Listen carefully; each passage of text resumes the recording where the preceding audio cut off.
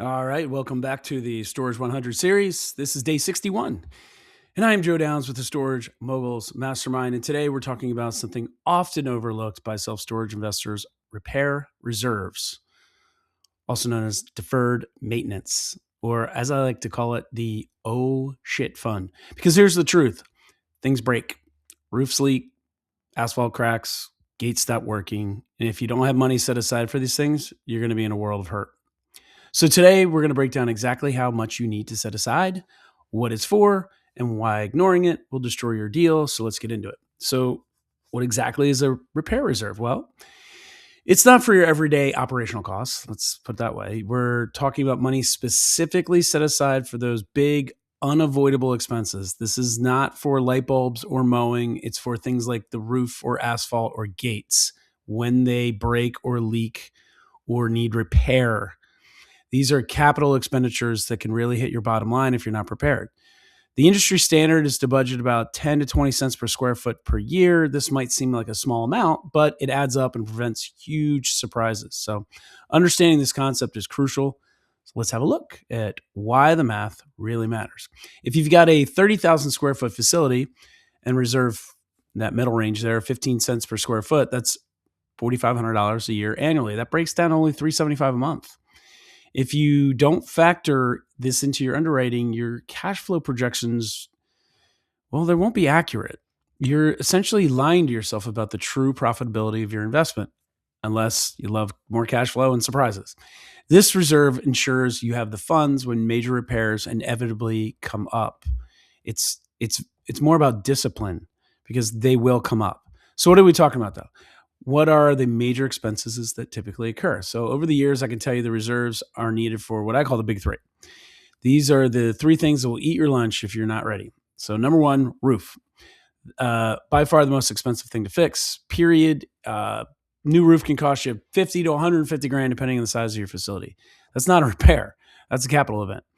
Number two, asphalt and driveways. This is the most neglected item. Everyone ignores it until it's too late. Then you're looking at $100,000 repaving job instead of a $5,000 seal coat. Number three, gates and automation. These are the most annoying. They break all the time. And when they break, your phone starts ringing because nobody can get in to get their stuff, or worse, get out. If you underwrite these three things properly, you're going to sleep better at night. If you don't, you'll be scrambling for cash when the roof starts leaking or the gate breaks down. All right, so let's talk roofs for a minute. Not all roofs are created equal. In fact, in the Midwest, they're called roofs. No offense to you Midwesterners. In self-storage, metal roofs are king. They last 30 to 50 years if you take care of them. And taking care of them just means tightening screws and putting on a coating every 10 to 15 years. That's cheap maintenance. We're talking a couple $1,000. Shingle roofs, on the other hand, are a disaster waiting to happen. They last 15 to 20 years if you're lucky, and when they go, you don't repair them, you replace them. That's $3 to $5 a square foot for a full tear off and replacement. On a $30,000 square foot facility, you're looking at 90 to 150 grand. So here's my rule. If you're buying a facility with shingle roofs, double your repair reserve because you're going to need it, depending on how long you're going to be in there. Metal roofs, often peace of mind. Shingle roofs could be financial ambush. Knowing the difference when you're underwriting is key. All right, so let's dive into the often overlooked but critical aspect of asphalt maintenance. It's not just about aesthetics, it's about protecting your investment and avoiding costly repairs. Ignoring your asphalt is like ignoring a small leak in your roof. It's only going to get worse and more expensive. So seal coating every 3 to 5 years is your first line of defense. That's going to cost you about 15 cents a foot. This proactive step significantly extends the life of your asphalt. An overlay is needed, I don't know, every 15 to 20 years, probably depends on your climate, where you are, what's going on. And that'll come in at about $1.50 per square foot. But if you neglect both, you're looking at full replacement, which can easily exceed $3 a square foot. So maintenance is always cheaper than replacement. And this holds true for asphalt. Think of it as preventative medicine for your property. Following our discussion on asphalt, let's turn our attention now to another critical component of your self-storage facility, the gate.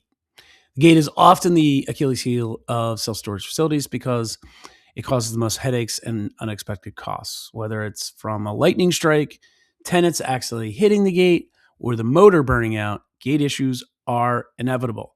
This isn't a matter of if, but when something will go wrong. That's why you need cash on hand, specifically for gate repairs. Always budget around $2,000 to always have on hand for immediate gate related emergencies. Having this reserve prevents operational disruptions and keeps your tenants happy. It's a small amount to set aside for such a vital piece of equipment. All right, building on the discussion of our unexpected repairs like gates, let's now talk about how to underwrite these capital expenditures.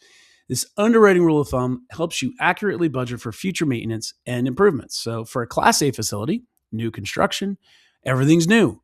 You can typically budget around 5 cents per square foot for CapEx for deferred maintenance. Class B, you're probably more in average condition, a little bit older, usually requiring 10 to 15 cents per square foot. And then for Class C or value add properties, which are older and need more work, and a lot of what we buy, you should allocate 20 to 25 cents per square foot. When in doubt, always at least use the 15 cents per square foot as a safe number. This conservative estimate ensures you'll be prepared for most eventualities. And it's better to over budget slightly to be caught off guard than to be caught off guard. And this actually leads us to a crucial closing thought about managing your cash flow and reserves. Because after understanding how to underwrite, let's consider a vital closing thought about your financial approach. Cash flow, you ready for this? Cash flow is vanity, but reserves are sanity. I know it's a catchy phrase, but it's not just a catchy phrase. It's a fundamental truth in real estate. Having strong cash flow is great, but without adequate reserves, you're always one major repair away from trouble.